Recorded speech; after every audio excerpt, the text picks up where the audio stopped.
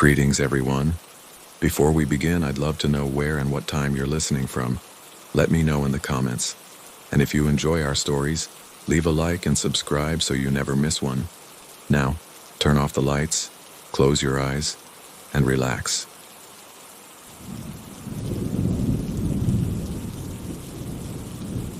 I never imagined an object could have the power to destroy a family. As an architect, my profession was to impose order on chaos, to draw straight lines and precise angles where before there was only empty space. I lived in a world of blueprints, calculations, and solid materials. My family was the central pillar of that well-built structure. My wife and I shared a quiet, knowing love, and our daughter, Alara, was the heart of our small universe. She was a cheerful, imaginative girl with an easy laugh. Our home was a sanctuary of light and normality, a place where shadows had no hold. The project I was assigned at the firm was what changed everything. It was the demolition of the old St. Albino's orphanage, a decrepit Gothic-style building that had been abandoned for over 50 years. It was a dark, brick hulk with slate roofs, its windows like blind eyes, and it held a sinister reputation among the locals. The older people told stories of abuse, of missing children, of a sadness so profound it had stained the very walls. To me, however, it was just bricks and mortar, a failed structure that needed to be torn down to make way for a modern apartment complex. The demolition process was slow and complicated. The building fought back, as if it had a will of its own. One day, while I was supervising the takedown of an interior wall in the east wing, the workers stumbled upon an anomaly. Behind a wall of rotten plaster was another wall, of solid brick, that didn't appear on any of the original plans. It was a solid wall where a hallway should have been. Professional curiosity won out over the schedule. I ordered them to tear it down. The air that escaped from behind the wall was the first thing that hit us. It was foul, dense, thick with the smell of decades of dust, dry rot, and something else. A cloying, sickly sweet smell like withered flowers. Beyond the opening, a room appeared. A nursery forgotten by time. The wallpaper, patterned with rabbits and moons, hung in tatters. There were 3 small, rusted iron cribs, and on the floor, faded and broken wooden toys. Everything was covered in a thick gray layer of dust, as if a snowfall of ash had settled within. The workers, uneasy, crossed themselves. The atmosphere was oppressive, heavy with an ancient sorrow. But in the exact center of the room there was something that shattered the scene of decay. A small wooden chair, and sitting on it, a doll. It was made of porcelain, of exceptional quality. It wore a pale blue silk dress with delicate lace at the collar and cuffs. Its curly blonde hair was gathered into 2 perfect braids. And its eyes. They were a blue glass so deep and so realistic that they seemed to be watching. The most incredible, the most impossible thing was its condition. It didn't have a single speck of dust on it.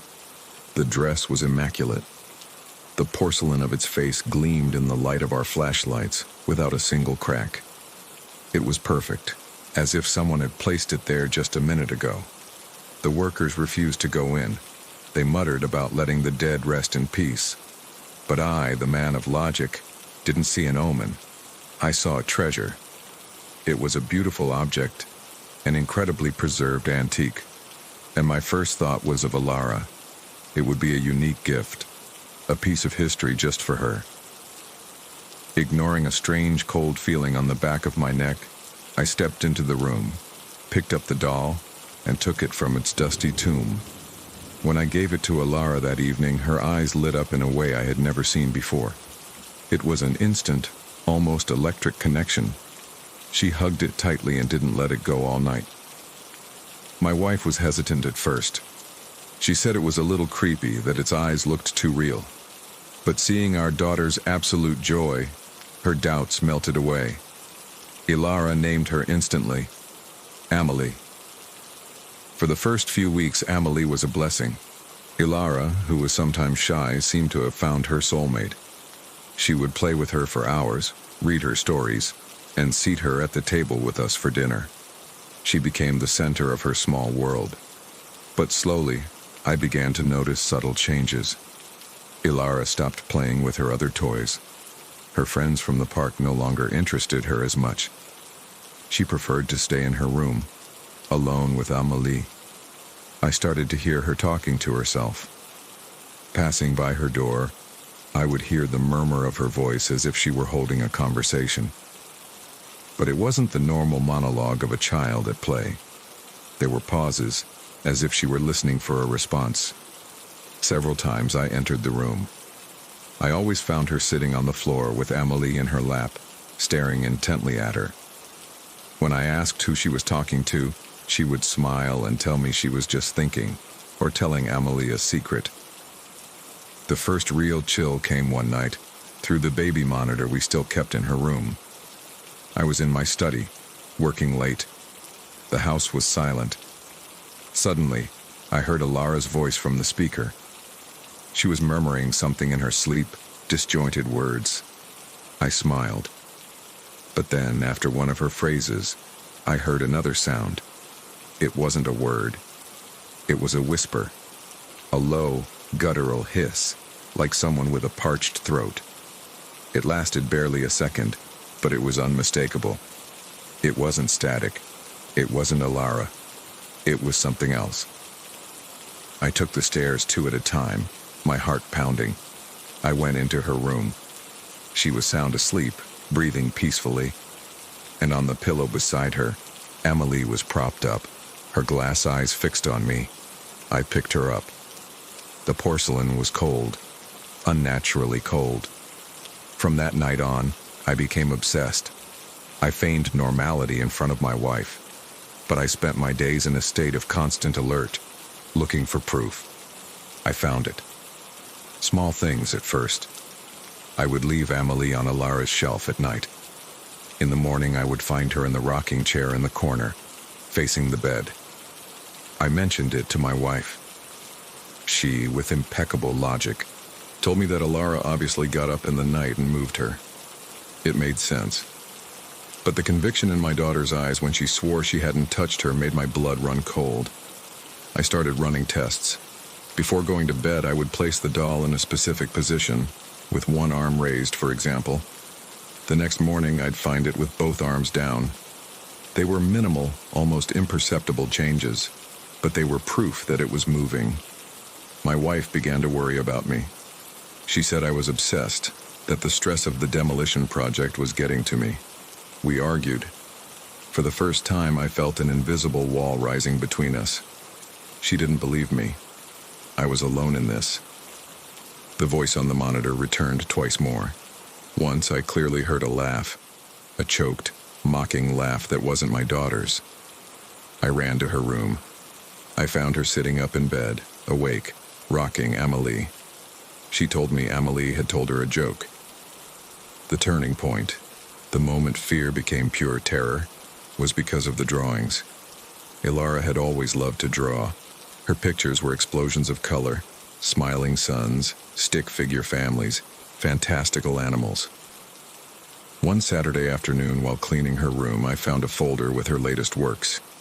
The first few were the usual, but as I went on, the colors began to fade. The smiling sun was replaced by a black moon. The stick figure families began to be drawn without faces. And then, a new figure appeared in her drawings. At first, it was a smudge, a shadow in a corner. But in each new drawing, the shadow grew larger, more defined. It was a tall, very thin figure, with long arms that nearly reached the floor. It was always standing behind the two main figures, a little girl, Ilara, and her doll, Amélie. In each drawing, the shadow was a little closer. In one of its spider-like hands hovered over the drawn Ilara's head. The last drawing in the folder made me let out a choked cry. It was drawn almost entirely with a black wax crayon, with a furious pressure that had nearly torn the paper.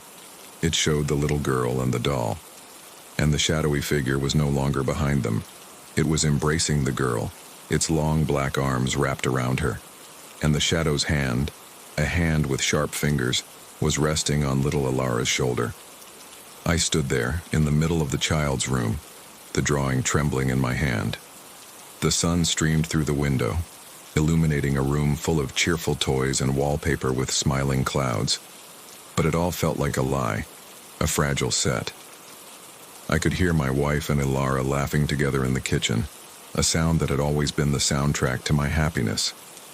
But now it sounded horribly distant, fragile, like the echo of a world I was about to lose forever. The thing that lived in Amelie was no longer content to whisper. It was claiming my daughter.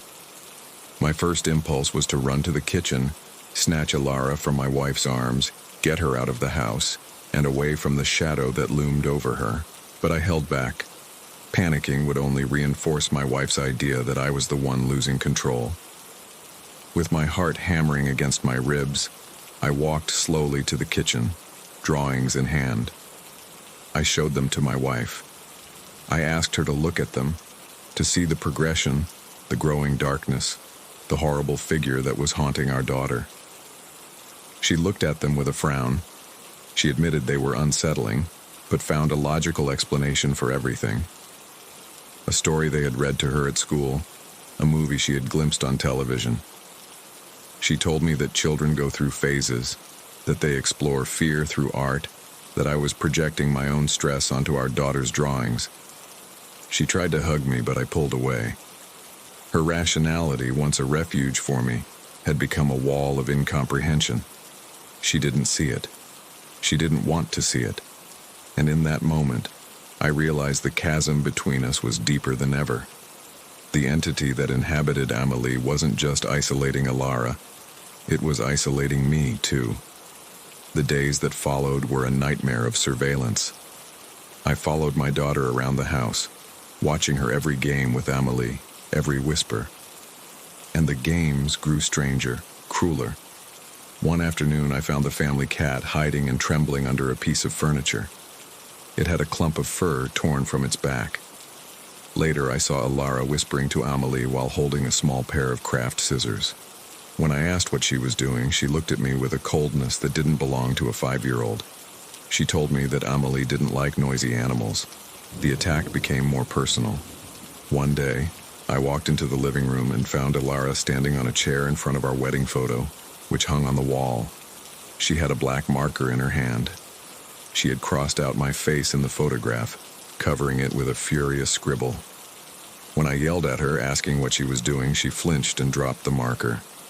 She started to cry, but her tears didn't seem to be of remorse. They were of frustration.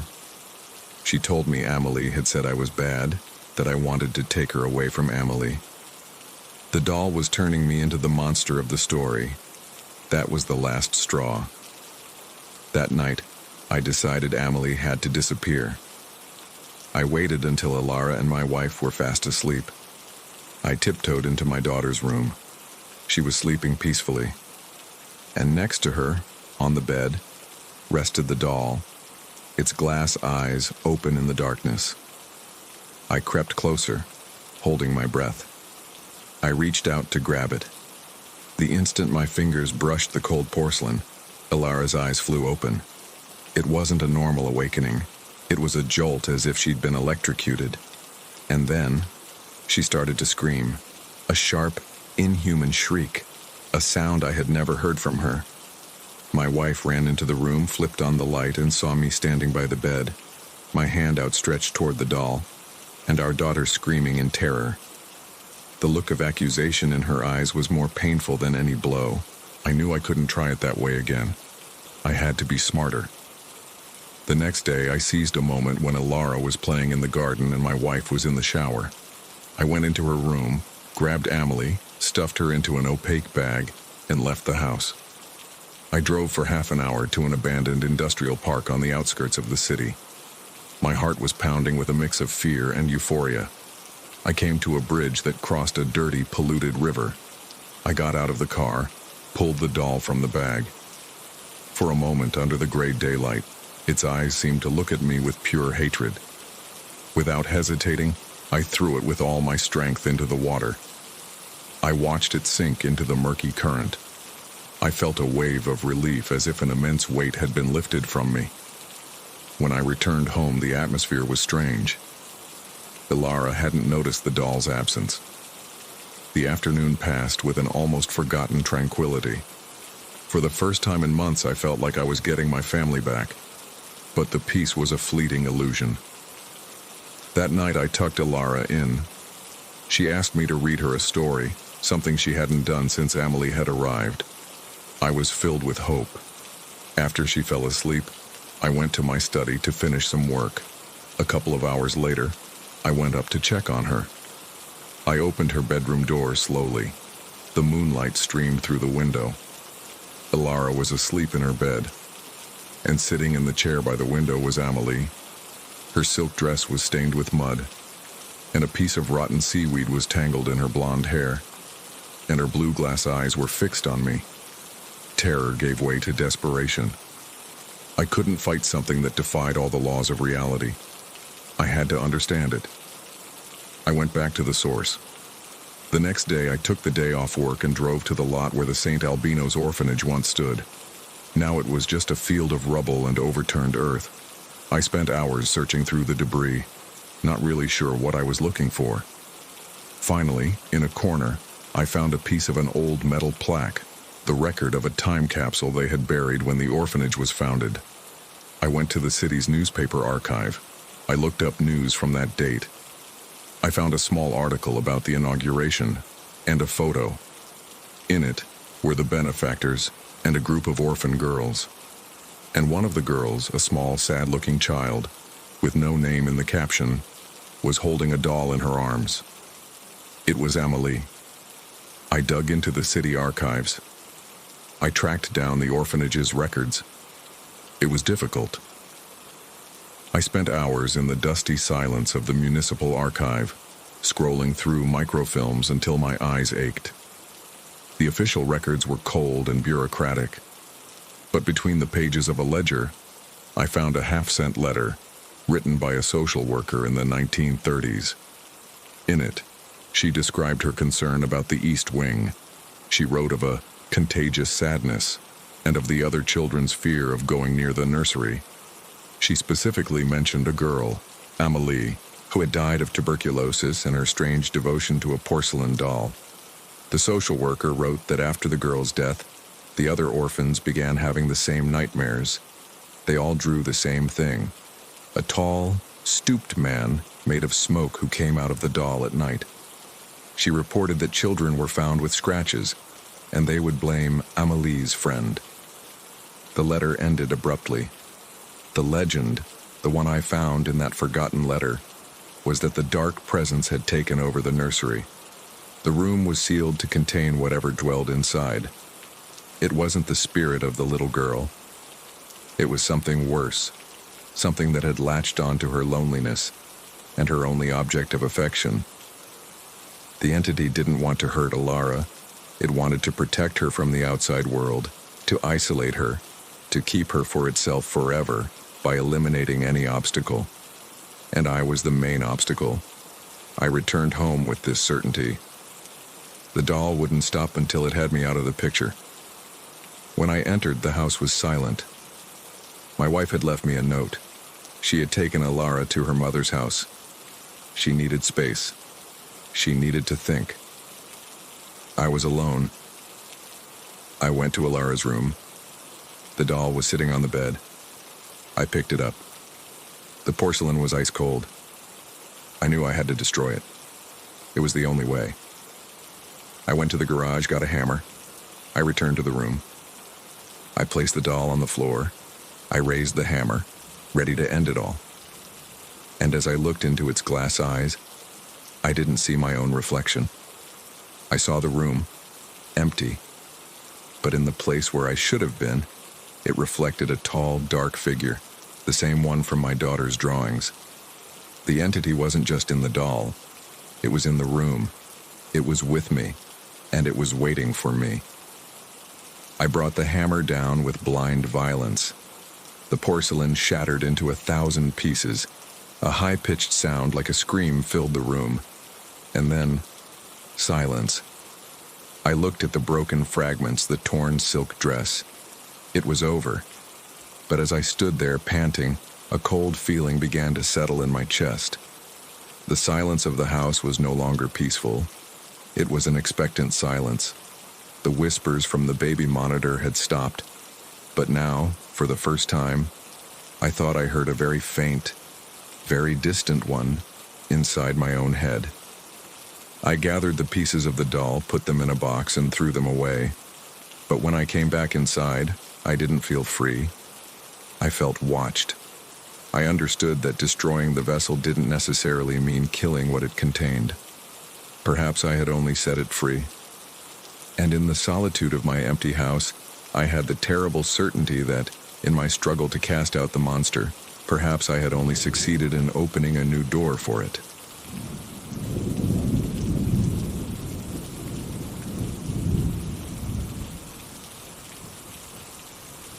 My life was a mechanism anchored to predictability.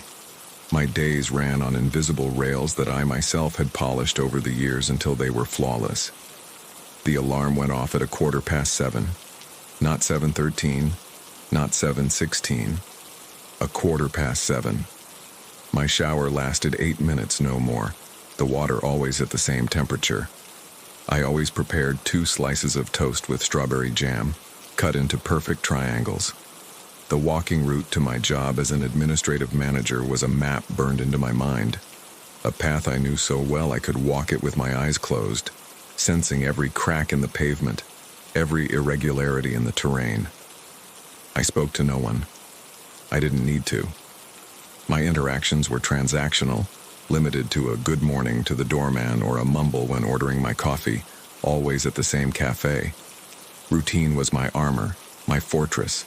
It protected me from anxiety, from uncertainty, from the infinite and terrifying possibilities the world offered. In the mathematical order of my days, I found a quiet, almost sterile peace. It all began to unravel on a Tuesday night. The dream was strangely vivid, almost tangible. It wasn't a blurry sequence of images, but a total immersion into another plane of reality. I found myself in a city made of black glass and obsidian, polished to an oily sheen. Rain ascended from iridescent puddles toward a cloudless sky, in an unnatural silence broken only by the hiss of water defying gravity. There was no one else, only me, and a disembodied voice that echoed between the buildings, a voice that didn't shout, but simply was, like the air itself.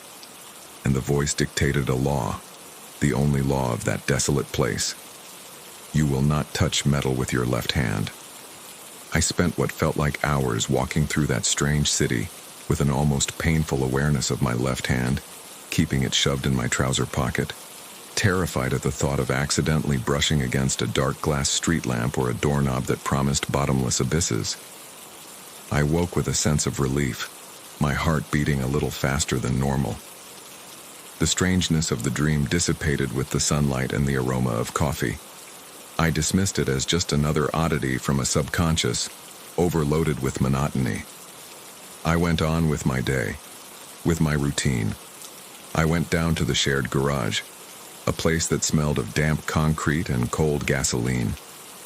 I walked to my car, a gray, impersonal vehicle, much like my own life. As I searched for the keys in my right pocket, I pulled the door handle with my left hand to open it, an automatic gesture, performed thousands of times. In that instant, the car parked next to mine, a large old vehicle, started with an unexpected roar that shattered the garage's silence. The driver turned the steering wheel sharply. Perhaps he mistook the gear, perhaps his foot slipped on the pedal. The front wheel jumped the line separating the parking spaces with a dull thud, and the car's chassis lunged at my door. It all happened in less than a second. My car door, shoved by an immense force, slammed shut on my hand. The pain was sharp, blinding. A choked scream escaped my throat. The driver of the other car, an elderly man with a panicked face, slammed on the brakes. I yanked my hand back, a mangled mess of pain and blood. 4 of my fingers were bruised, swollen, and a piercing pain shot up my entire arm like an electric shock. The elderly man was profusely apologetic, talking about a mistake. The accelerator. How nothing like this had ever happened to him before. Stunned by the pain and shock, I could barely stammer that I was fine. But as I rode the elevator back up to my apartment, my left hand plunged into a makeshift container of ice. The sentence from the dream boomed in my head with the clarity of a church bell on a silent day. You will not touch metal with your left hand. I convinced myself it was a coincidence, a gruesome and extremely improbable coincidence, but a coincidence nonetheless. It had to be. Otherwise, the implications were too terrifying to contemplate. I spent the day with my hand bandaged, feeling a dull ache that was a constant reminder, but I forced myself to maintain normalcy, to cling to logic. A seed of unease, however, had been planted in the fertile soil of my orderly mind. The following night, the dream was different. This time, I was in a forest where the trees had human faces in their bark and whispered lies in a language I didn't know but somehow understood. The voice was there again, calm and absolute, like a judge delivering an irrevocable sentence. You will not speak to anyone wearing a hat. I woke up soaked in sweat, the whispers of the forest still echoing in my ears. That day, I decided to test this madness. I had to, so I could excise the absurd idea from my head. I went out during my lunch hour deliberately looking for someone in a hat. I found one within minutes, a tourist in a Panama hat, consulting a map with a lost expression. I approached, my pulse racing, feeling every beat in my throat. I asked him the time. The man looked up, smiled kindly, and told me the time. Nothing happened. I turned and walked away, and a wave of relief so strong it almost made me laugh washed over me. How stupid I had been. It was all suggestion, paranoia. My mind, bored with its own routine, was manufacturing patterns where there were none. As I was walking back to the office, more relaxed than I had been in the last 2 days, I passed under a balcony. A quick flutter, a wet sound, and a warm, whitish splotch landed on the shoulder of my jacket. A pigeon dropping. It was unpleasant, disgusting, but it wasn't a terrible accident. I cleaned it off as best I could with a tissue, but the relief had evaporated, replaced by a creeping cold. It wasn't a painful punishment, it was a mockery. A small, perfectly timed humiliation. The rule had been enforced. The connection was real. From then on, my life became a prison. Every night, a new dream. A new surreal landscape, a new rule. The rules were always arbitrary, sometimes simple, sometimes complex. One night, I dreamed of an ocean of boiling milk under a violet sky. The rule was, do not look directly at artificial lights. The next day, I lived in a world of peripheral vision, a hell for someone accustomed to clarity. I kept my head down at the office, looking at the keyboard from the corner of my eye, faking a migraine. At home, I moved in near darkness, with only a small lamp lit in a corner, bumping into furniture I knew by heart. The constant effort gave me a splitting headache, real and sharp. That evening, while waiting for the subway on a crowded platform, I couldn't help but glance up at the flickering neon sign announcing the train's arrival. It was a reflex, a reaction to a sound. As soon as my eyes fixed on the blinking red light, an absolute white blindness struck me, as if bleach had been thrown in my eyes. I let out a choked cry. I stood paralyzed, terrified in the middle of the platform, waving my hands in front of my unseen face. I could hear the roar of the train entering the station, feel the blast of air, the murmur of the crowd around me. The blindness lasted barely 10 seconds, but they were the longest 10 seconds of my life, an eternity of pure panic in which I feared I would fall onto the tracks. When my vision returned, blurry at first, the train was already gone. The punishment was becoming more precise, more personal, designed to exploit my most basic fears. The next rule terrified me even more, because it targeted not my safety, but my sanity. I dreamed of a spiral staircase that climbed to the moon, and every step crumbled away behind me. The voice said, "Do not cross the street at a crosswalk." This rule was not a simple nuisance. It meant risking my life every time I had to change sidewalks, becoming a lawbreaker, an element of chaos. Everything I hated. For an entire day, I obeyed. I became an expert at weaving through cars with my heart in my throat, ignoring traffic lights and the furious glares of drivers. At the end of the afternoon, as I was waiting to cross a wide avenue, I hesitated.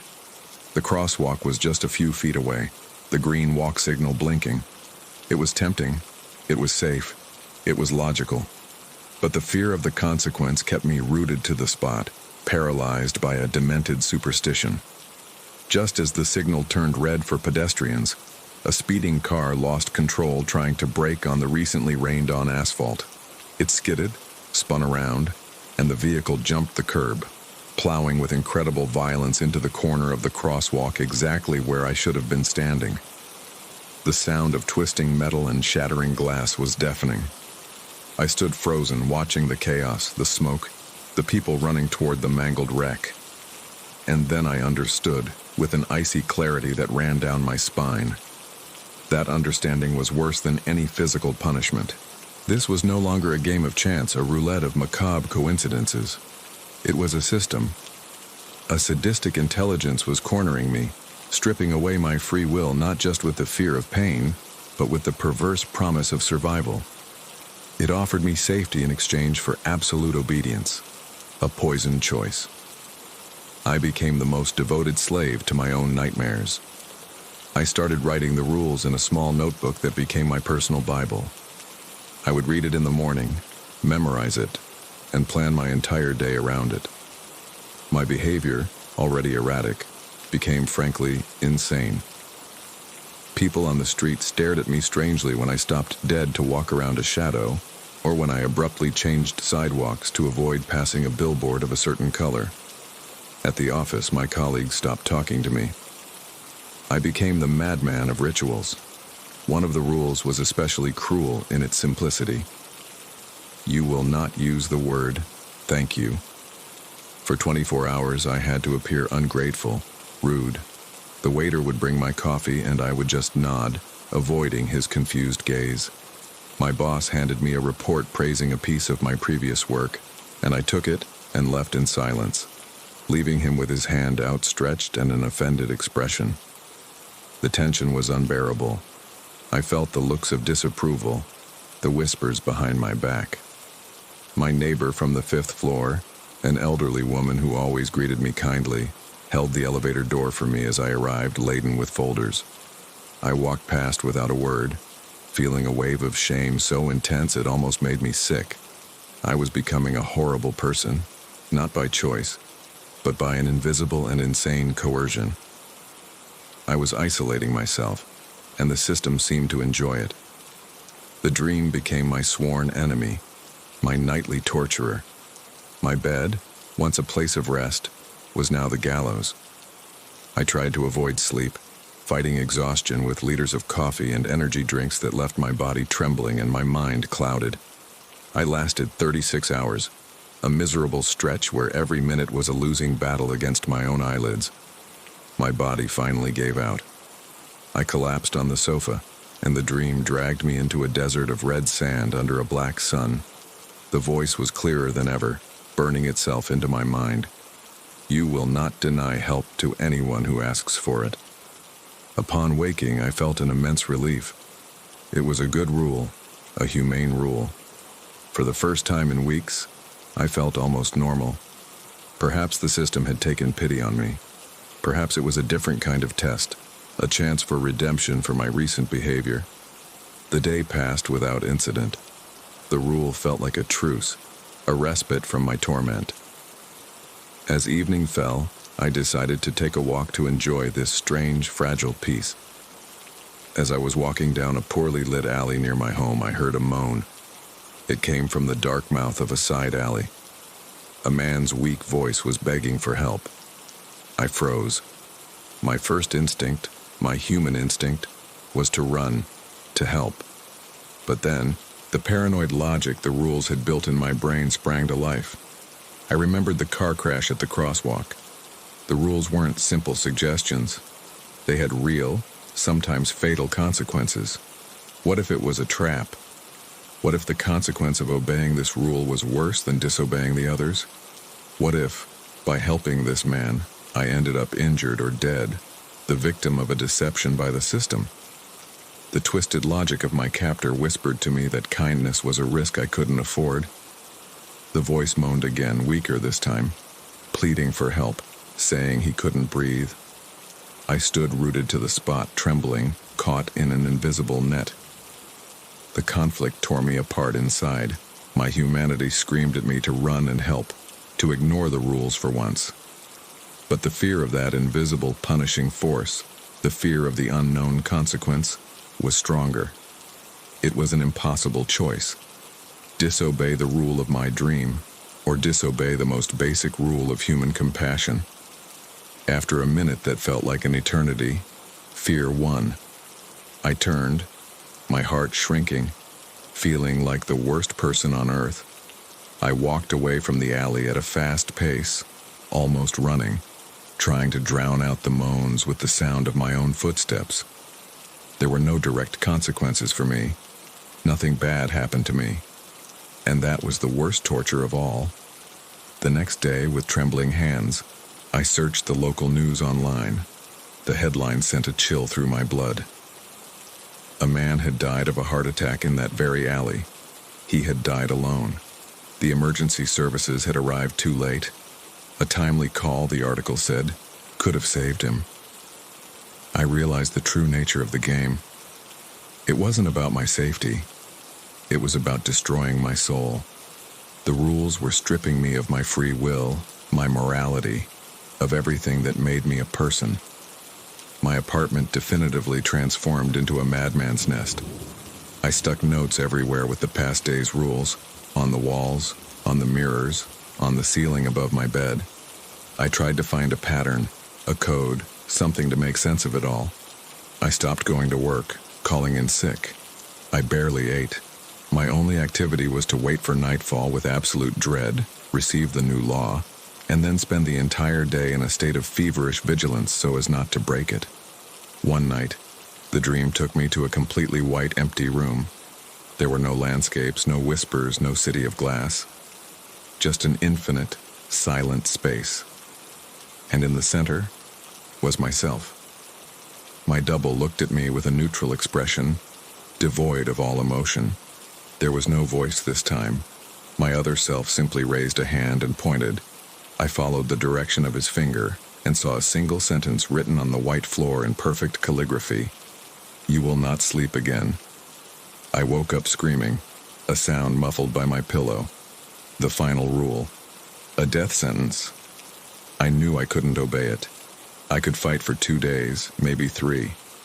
But eventually, sleep would claim me.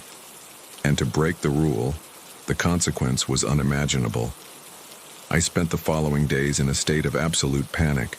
Time lost its shape. The hours stretched and compressed. The silence of my apartment filled with imaginary noises.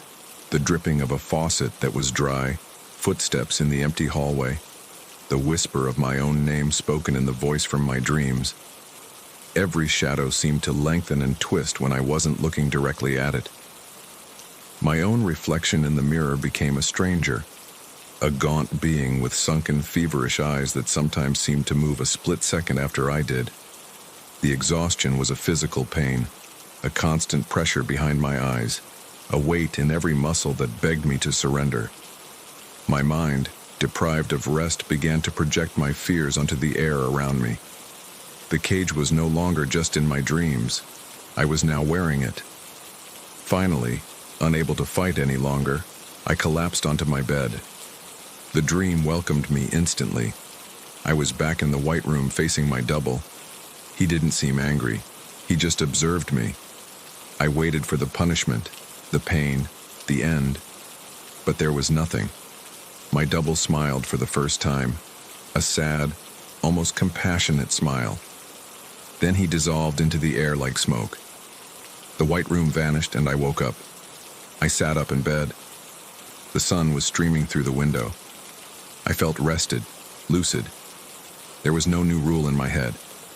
The silence was total. The oppression was gone. I got up, went to the kitchen, made coffee. Everything seemed normal. The nightmare was over. But when I went out onto the street, something was different. People didn't look at me. Not with strangeness, like before, but they didn't look at me at all. They passed by me, sometimes brushing my shoulder as if I wasn't there. I walked into a cafe. The waiter served the person behind me in line as if I were invisible. I tried to speak, to order my coffee, but my voice wouldn't come out. It was an inaudible murmur. The punishment hadn't been an accident. The punishment for breaking the final rule, for sleeping again, was simply that I had ceased to exist for the rest of the world. Now I live like this, trapped in my own city, a ghost in my own life. I can see, hear, touch, but no one can see or hear me. There are no more dreams, no more rules, just this silence, this absolute loneliness. Sometimes I wonder which was worse, the paranoid prison of the rules, or this empty freedom of non-existence. I have understood that the rules didn't come from an external monster. They came from a part of myself, the part that craved order and predictability above all else. And in my fear of uncertainty, I built a cage so perfect and so safe that, in the end, the only way to escape it was to disappear completely.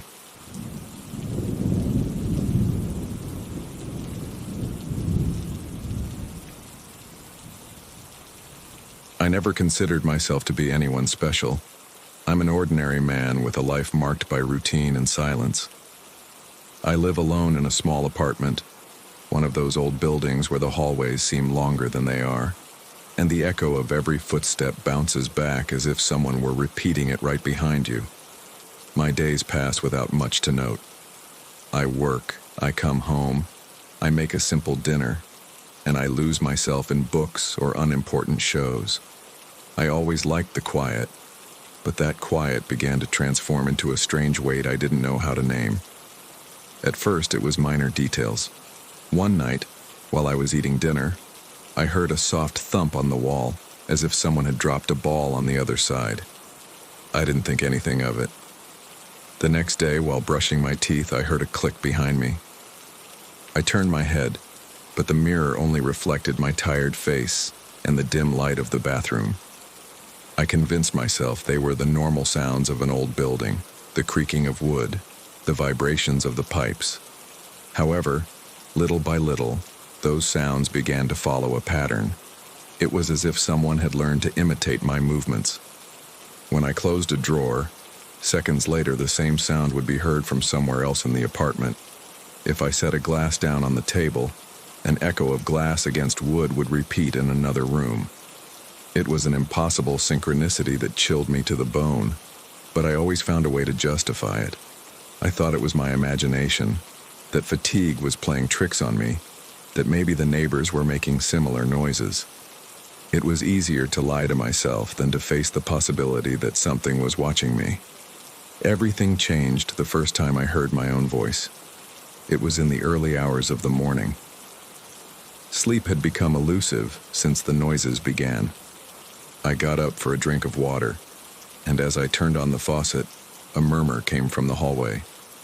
It was low, barely audible, but I instantly recognized the timbre. It was me. My voice, repeating in a neutral tone the same words I had said in the kitchen moments before. I'm thirsty. The echo of that phrase reverberated in my bones. I ran into the hallway, turned on the lights, and found nothing. The silence was absolute once more, and with it came a feeling of emptiness that tightened in my chest. From that night on, my routine was completely shattered.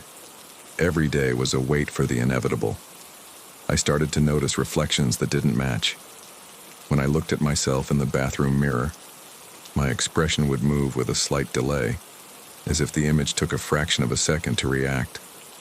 Sometimes the reflection seemed to keep its eyes fixed on me, even when I looked away. I tried not to stand in front of the glass for too long, but I couldn't help but check it again and again.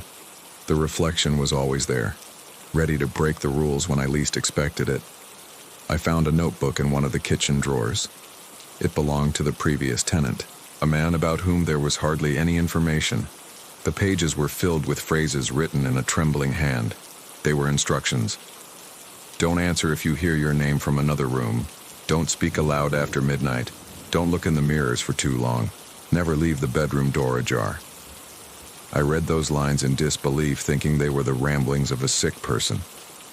However, every rule matched something I had already experienced. The tapes appeared next.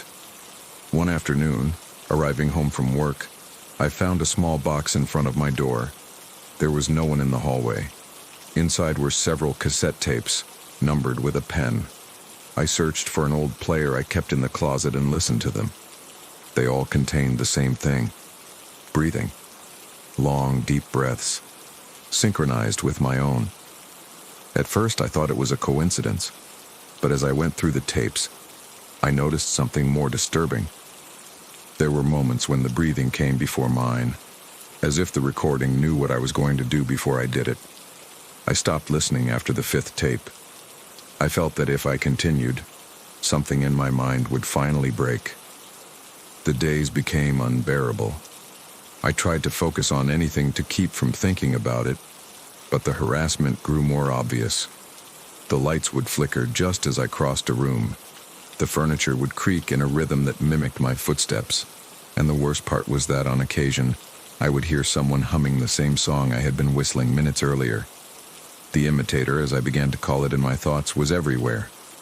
One night, I decided to break the rules. I had to test if it was all a product of my mind. I left the bedroom door ajar and lay down in bed, pretending to be asleep. The silence was total for several minutes until I heard a soft scrape in the hallway. Something was advancing, dragging its feet. The sound stopped right in front of the door. I didn't dare move. My eyes were half open, and in the dim light I saw a shadow cast on the wall. It was my shadow, but I was lying down.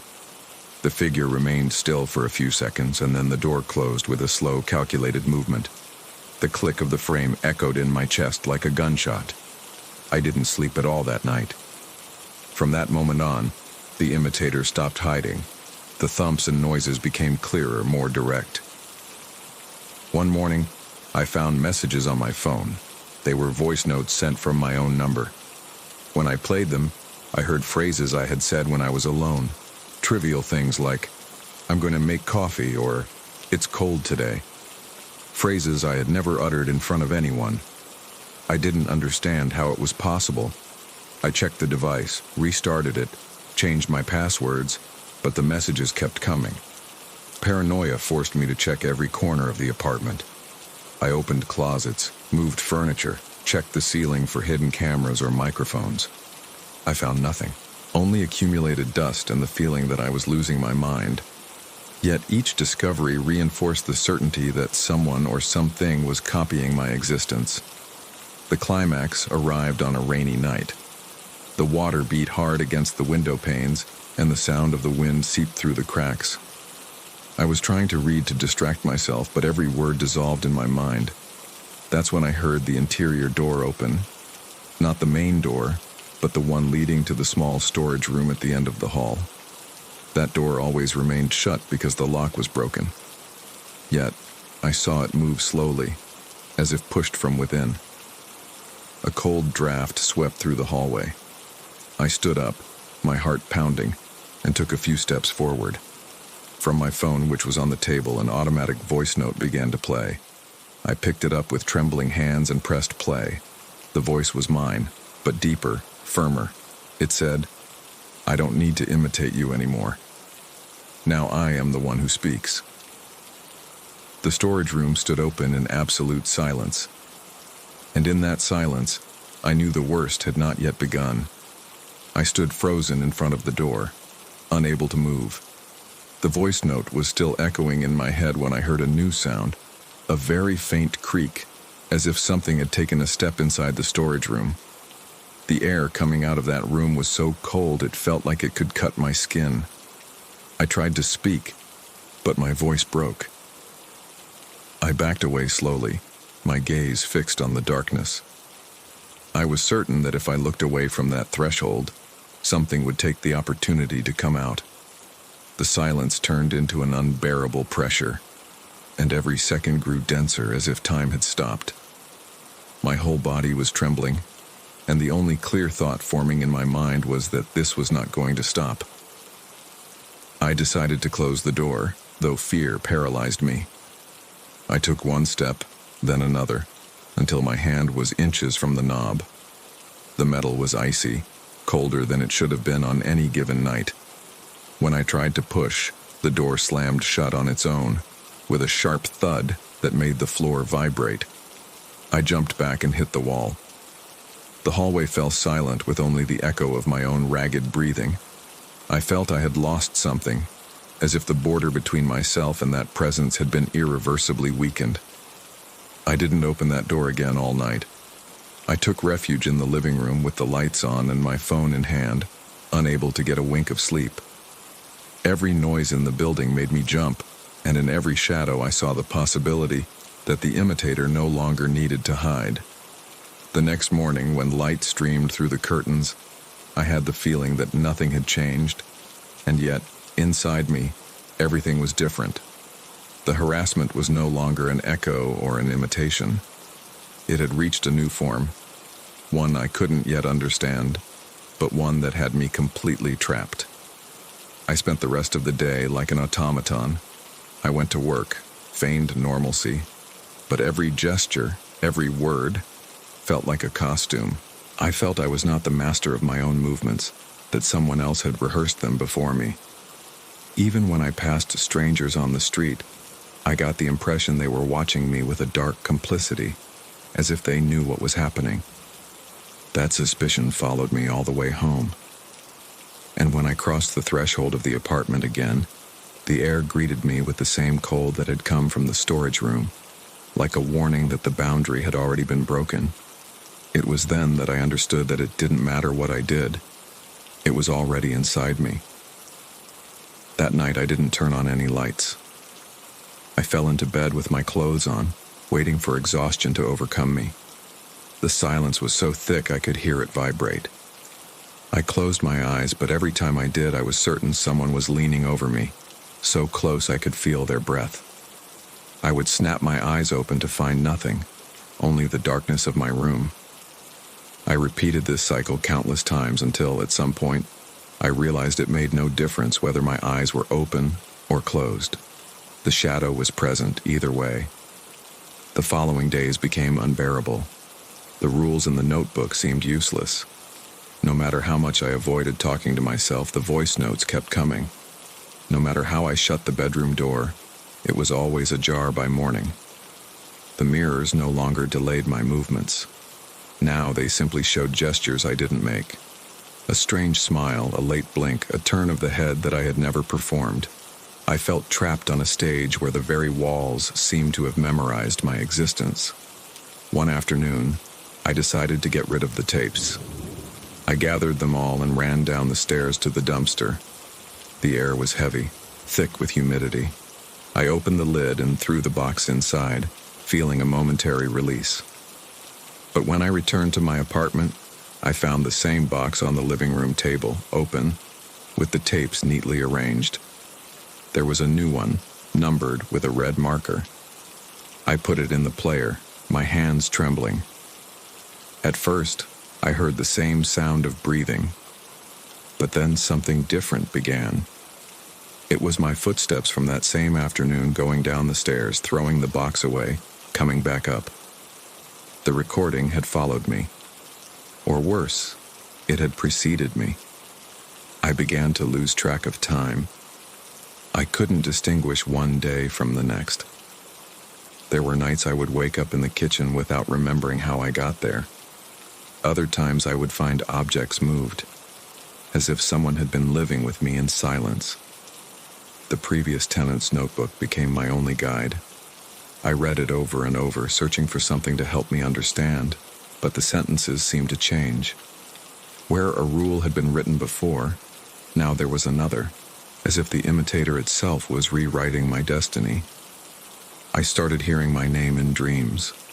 A voice identical to my own called to me from endless hallways. Every time I tried to answer, I would wake up with a dry throat and the echo of that call still vibrating in my chest. The notebook had been clear. I must not answer. But the temptation was becoming unbearable. It was as if something in me wanted to merge with that other voice, to cede the place it had been claiming from the beginning. One night I couldn't resist. I dreamed I was walking down the hallway of my apartment, though it was longer, endless, and the walls seemed to breathe with me. The voice came from the far end, calling my name again with the same timbre as mine, identical in every syllable. I answered. I said, yes, in a thread of a voice that was barely a whisper. And in that instant I felt something tear away inside me. I opened my eyes in my bed, but I wasn't alone. In the gloom, sitting in the chair opposite me, was a figure. It had my face, my same clothes, my same posture. It was smiling. I don't remember how the next few hours passed. I only know that when I woke up, the chair was empty. But since then, every time I look in the mirror, I no longer doubt that someone else is watching me from the other side. Someone who is learning to move without depending on me. The days became a ceaseless descent. Work ceased to matter. I was absent, made excuses, until I finally stopped going altogether. My world shrank to that apartment and the presence that inhabited it with me. My phone filled with recordings, each one clearer than the last. Not just my voice, but my most intimate thoughts, expressed in the same tone I use in silence. It was impossible. Yet there they were, recording what I had never even spoken. I tried to run away. I hastily packed a suitcase and walked out the door. The street was deserted, dark, as if the entire world had been emptied. I walked without direction, and every time I passed a shop window, I saw my reflection move ahead of my own movements. It raised its hand before I did, turned its head a second before. I started to run, and the reflections ran before me, as if mocking my desperation. When I finally stopped, panting, I found myself back in front of my building's entrance. I didn't remember turning around, but there it was, the door open as if it were waiting for me. I went inside without thinking. The suitcase had vanished from my hand. I was in the living room again, as if I had never left. The box of tapes was waiting for me on the table, and on top of it lay the notebook, open to a page I had never seen before. It said, "You have already answered. Now you are not the one who writes." I slammed the notebook shut, but the words were already seared into my mind. Since then, the boundaries have ceased to exist. Sometimes I wake up with memories that aren't mine, scenes from a life I never lived but which feel like my own. At other times, I hear my voice coming from impossible places, as if the entire house were speaking to me. The line had been erased. I no longer knew if it was me who was moving or if I was a puppet of that shadow that was born to replace me. In the early hours one morning, I understood the truth. It wasn't just a stalker. It wasn't an echo or a reflection. It was a relay. An entity that had been learning every detail about me to take my place. And the worst part was that I had allowed it, by answering in that dream, by accepting its call. Since then, I feel that my thoughts don't always belong to me. There are days when I write in the notebook without realizing it, sentences I don't remember writing, warnings directed at someone else, perhaps to the next person who occupies this apartment. What terrifies me is not the possibility of losing myself, but the certainty that I may no longer exist as an individual. Perhaps I am just the transition between two states, the necessary mold for the copy to achieve perfection. Sometimes I wonder if the previous tenant also answered the call. Perhaps the notebook wasn't a warning, but a record written by someone who had already been replaced. Perhaps there was never a true owner, only an infinite chain of voices handed down from one to the next, leaving useless instructions for the one who follows. I began to notice my memories were mixing. Suddenly I would recall scenes from a childhood that wasn't mine, a different house, parents with faces I don't recognize.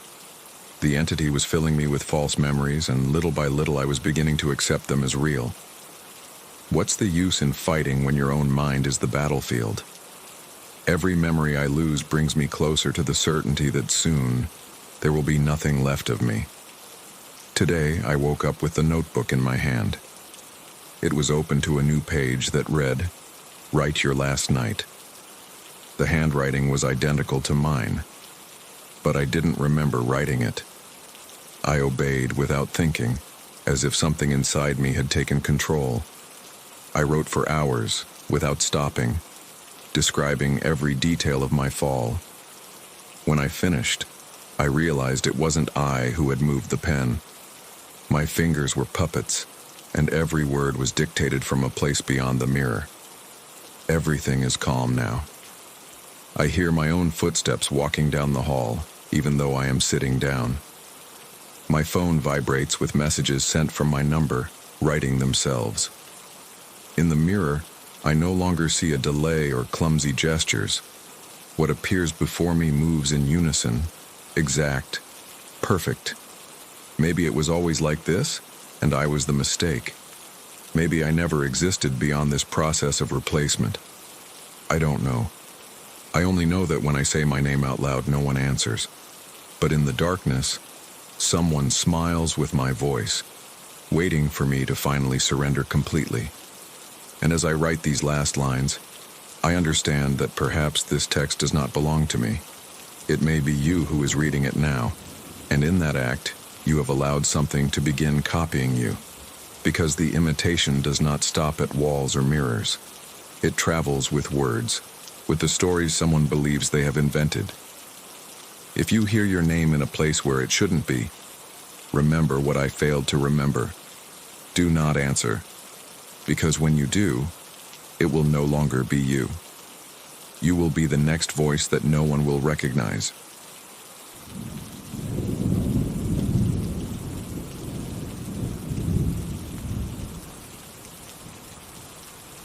My life was built on the firm foundations of logic and reason. I worked as a programmer, a profession of binary certainties, of ones and zeros. Problems to me were simply complex equations awaiting an elegant solution. There was no room for ambiguity, for superstition, for the shadows that my family seemed to embrace with such fervor. I had distanced myself from them years ago, not for a lack of affection, but because our worlds were fundamentally incompatible. They lived amidst whispers of old legends of omens in the flight of birds and ill tidings in strange dreams. I lived in a world of clean code and efficient algorithms. My grandmother would call me sometimes, her voice laden with cryptic warnings about dates and moons. I would listen with condescending patience, the way one listens to a fairy tale. The eve of my 30th birthday was one of those occasions. She called me at night. Her voice sounded more fragile than ever. She spoke of the number 30, of a cycle closing, of a debt that is sometimes collected. I assured her that everything was fine, that I would have a beer to celebrate entering a new decade, and that she shouldn't worry about old wives' tales. I hung up the phone with a mixture of affection and exasperation. My world was tangible, real. Her fears were echoes of a dark past I had chosen to leave behind. I went to sleep that night feeling invulnerable, the master of my own destiny, a modern man free from the chains of superstition.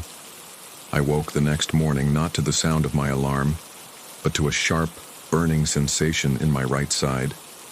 It was a pain I had never felt before, a pang so intense and localized that my first thought was appendicitis. I sat up in bed, my body covered in a cold sweat, and lifted my shirt with trembling hands. And then I saw it. On my ribs, just below my pectoral muscle, there was a wound. It wasn't a scratch or an accidental cut. It was a perfect laceration, about 4 inches long, as clean and straight as if it had been made with a scalpel. The edges were neat, without any tearing. The strangest, most unnatural thing was that it was barely bleeding. A few beads of dark red purled on the pale skin around it, but the wound itself was open, revealing a disturbing depth, a raw, red flesh that seemed to vibrate with pain. Panic seized me. I jumped out of bed and ran to the bathroom, slapping the light switch on. The reflection in the mirror confirmed the nightmare. The wound was there, brutally real. There was no logical explanation. I had slept alone. The windows were closed. There were no sharp objects near the bed. It was as if the wound had blossomed from within my own body during the night. My rational mind kicked in, trying to find an explanation. An ulcer that had burst open, a cyst that had ruptured. Anything but accepting the impossible. I got dressed with difficulty, every movement stoking the fire in my side, and drove to the hospital.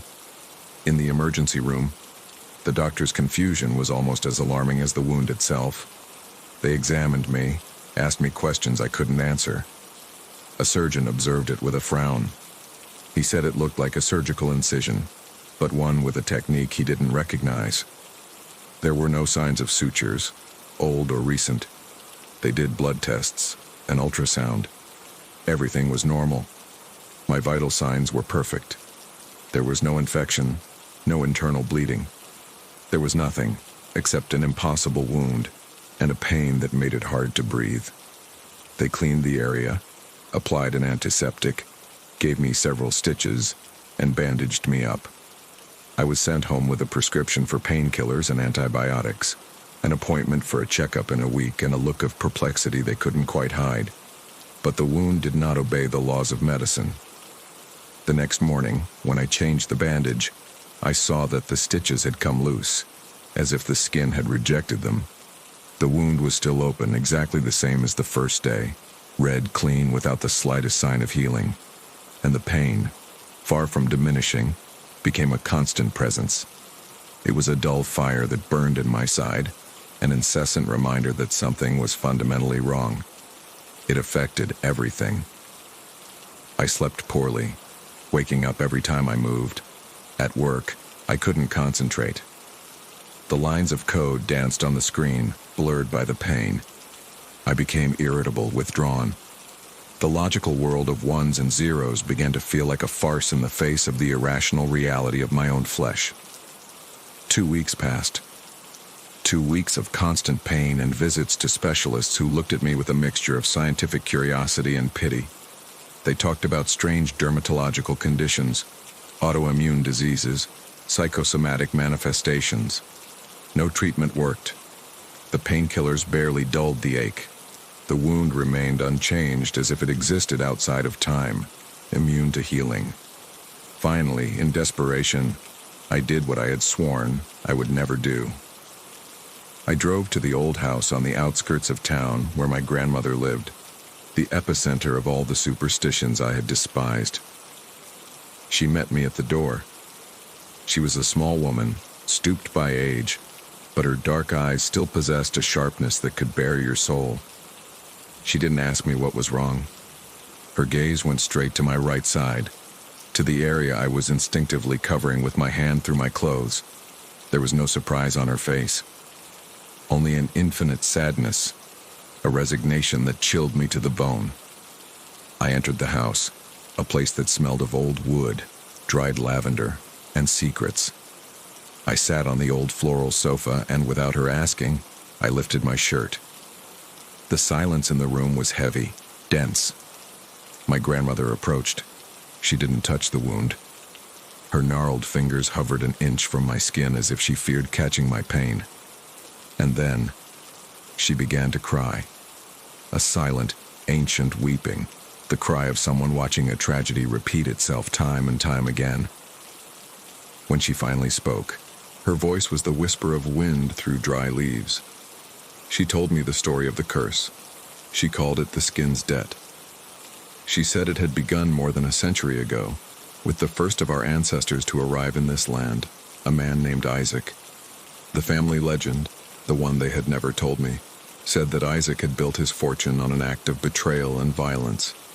He had murdered his partner to steal some land, a knife in the back on a moonless night. The wound, the one I now carried, was the exact echo of the mortal blow he had inflicted. Every generation, my grandmother explained, the debt collected its price. A descendant, always upon turning 30, was marked. The wound would appear from nowhere, a stigma that would not heal, a pain that would not cease. It was the physical reminder of our lineage's original sin. She told me about my great-uncle Samuel, who had been driven mad by the constant pain and had taken his own life. She told me about a distant cousin of my father's, who had lived as a recluse, consumed by bitterness and sedatives. They were the marked, outcasts within our own family, bearers of a suffering no one else could understand. I listened, paralyzed. Every word she spoke demolished a pillar of my reality. Logic, reason, science, it all crumbled before this insane story. But I couldn't deny it. The proof was burning in my side. It was real. The curse was real. After telling me the story, my grandmother took me to a small room upstairs, a room that had always been locked. It was a study, filled with old books and dusty boxes. She opened a dark wooden chest and took out an old photo album. She turned the stiff cardboard pages with trembling fingers until she found what she was looking for. It was a black and white photograph, faded by time. It showed a young man, about 30, with a tense face and dark, tormented eyes. He wore a white shirt, unbuttoned at the neck. His right hand was pressed against his side, in the exact spot where I felt the fire. It was my great-uncle Samuel, a few weeks before his death. But that wasn't what stole my breath. It was something in his gaze, a spark of fury, a darkness that felt strangely familiar. It was a shadow I sometimes felt within myself, in moments of frustration or anger, a part of me I had always tried to suppress. My grandmother closed the album. She told me the physical pain was only part of the debt. The other part, the worst part, was the fight against Isaac's shadow, against the darkness that, along with the wound we had inherited, the fight to not become him. I left that house feeling like a different man. The logical, rational programmer had died in that dusty room. In his place was a marked man, a cursed man. The wound in my side was no longer just a medical anomaly. It was a stigma, a constant reminder that my flesh and blood were stained by an ancient crime. My struggle was no longer about finding a cure, but about understanding the nature of my own darkness.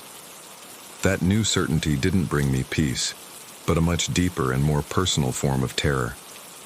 The pain in my side was almost bearable compared to the fear of my own mind. I returned to my apartment, but it was no longer my refuge of order and logic. It had become an observation cell where I was both the prisoner and the guard. Every silent corner seemed to amplify the echo of my grandmother's warning. The fight to not become him. Who was he really? What abysses of evil did one man contain that his poisonous essence could seep through the generations? My investigation became a feverish obsession. I set my work aside, sending a vague email about a family emergency. I spent my days at my grandmother's house with her tacit permission. She seemed to understand that I needed to face this, though the fear in her eyes every time she saw me was almost unbearable. I submerged myself in the wooden chest that held the remains of Isaac's life. It smelled of dust, of stagnant time, and something else, a trace of bitterness that seemed to permeate the wood itself. There I found his journal.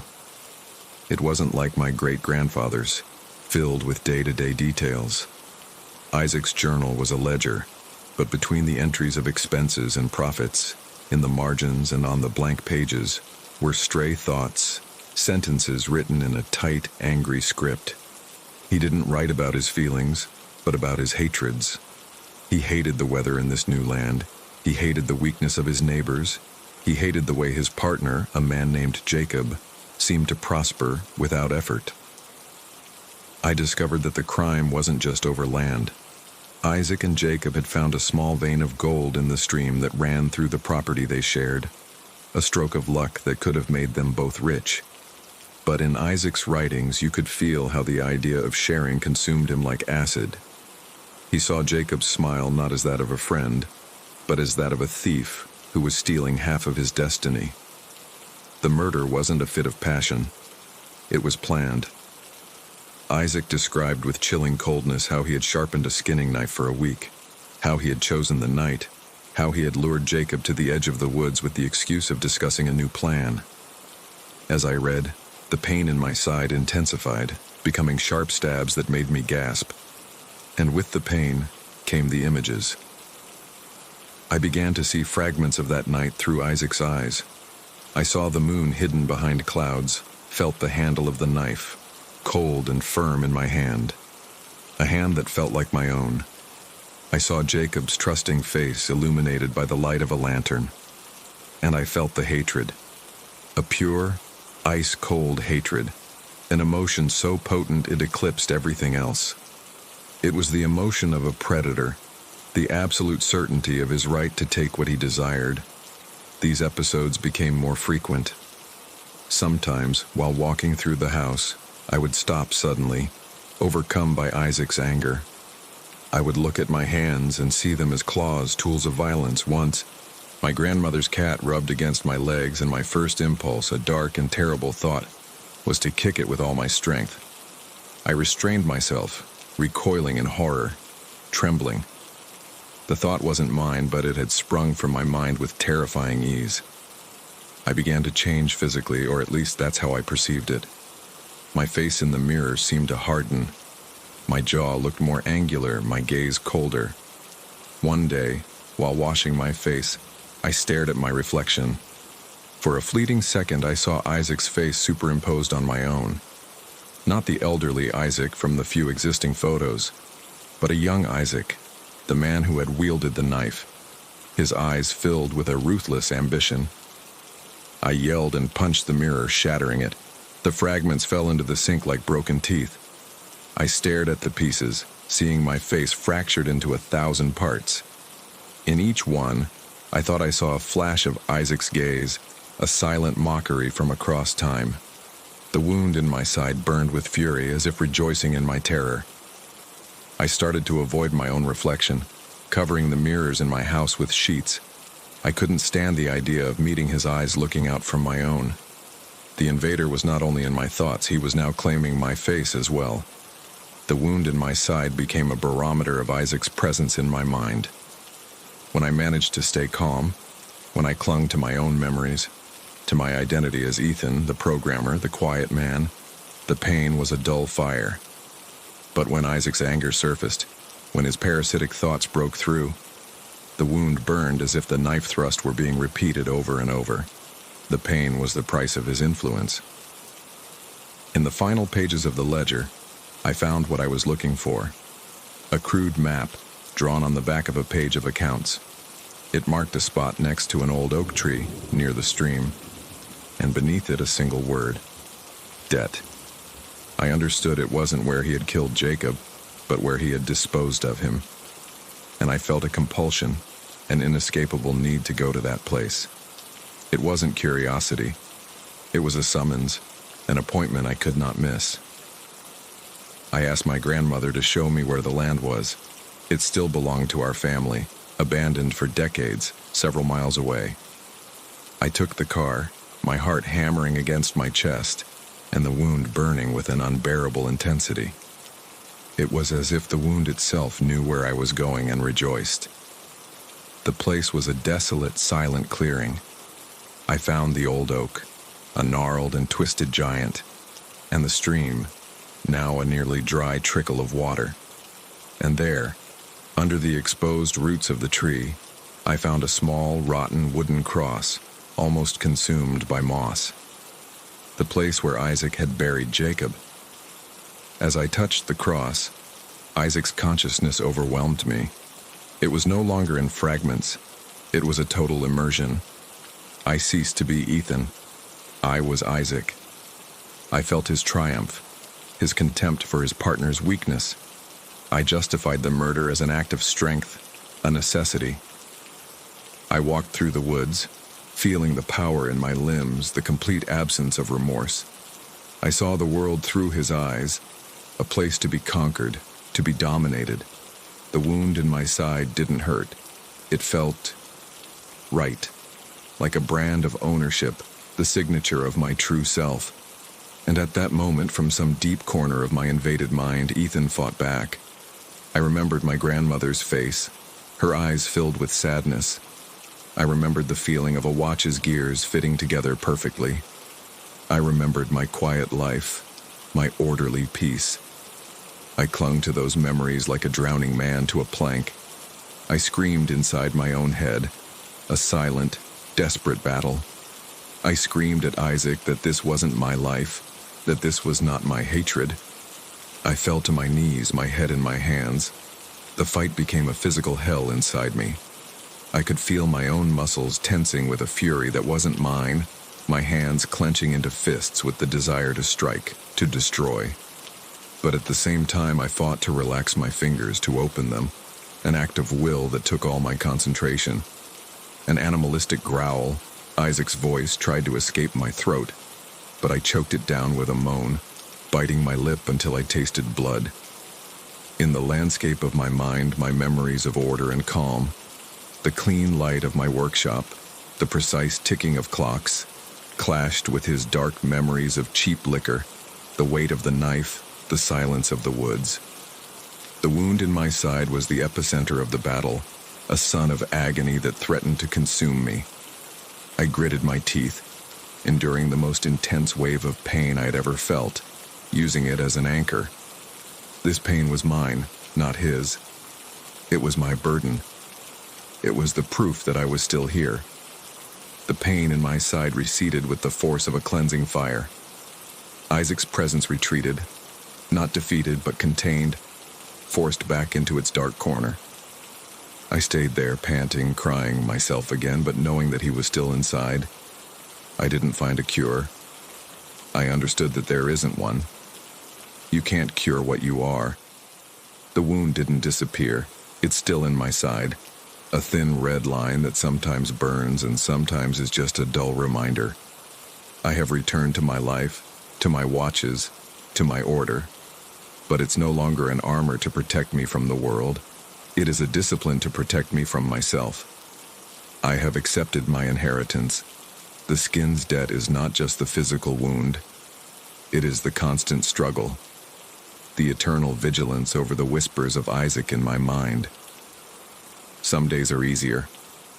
Others, when frustration or anger lurks, I feel his darkness pushing. I feel the burn in my side reminding me that he is there, waiting. My life is no longer an equation with a solution. It is a precarious balance, a clockwork mechanism that I must adjust every day so that the monster I carry inside does not get ahead of my own time. I don't know if it's a victory, but it's the only way I've found to keep on living.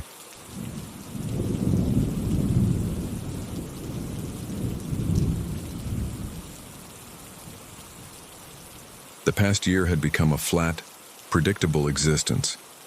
My job as a proofreader kept me walled in, conversing with other people's words, but rarely with real people. The apartment was a perfect reflection of that mental state, a functional and bland space where silence reigned.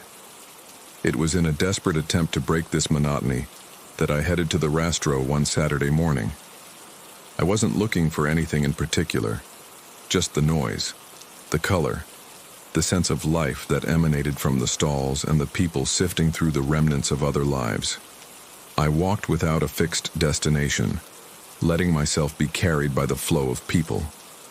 And it was in a secluded corner, where the stalls were more modest and the goods were dustier, that my gaze fell upon the lamp. It rested on a worn blanket, between a tarnished brass candelabrum and a pile of chipped dishes. It was made of bronze, with a heavy, solid base that seemed anchored to the ground by its own will. From it rose a sinuous, twisted stem, like a vine about to wither. which supported an opaque glass shade streaked with golden veins that faintly caught the daylight. The seller was an old man, his face furrowed with deep wrinkles and a gaze that cut through the crowd as if he were contemplating something in another dimension. He said nothing when I approached. He just watched as I ran my fingers over the cold bronze.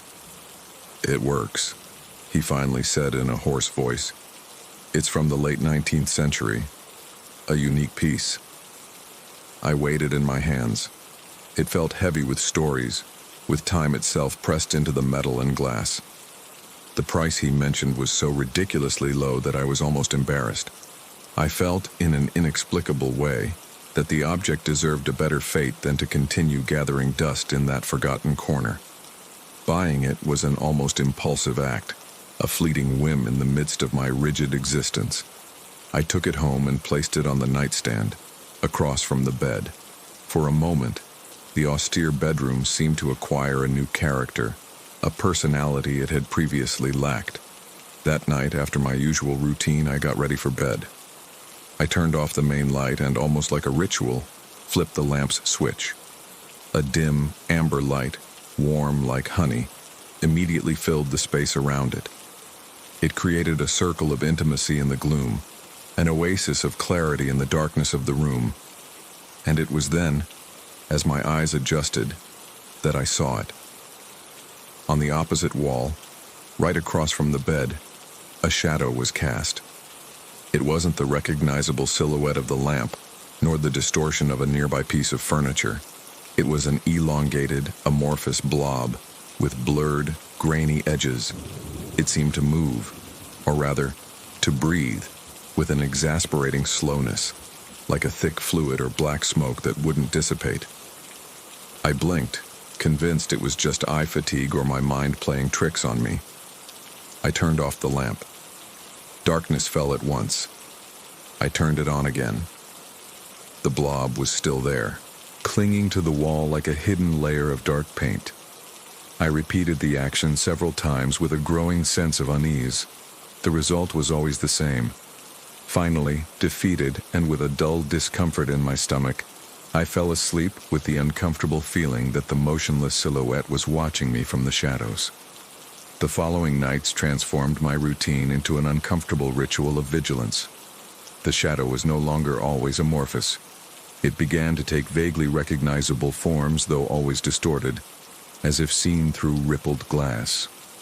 One night it was a hunched figure, its shoulders slumped as if it were bearing the weight of an invisible world. Another, an elongated skeletal silhouette with arms stretched toward the ceiling in a gesture that could be one of supplication or absolute despair.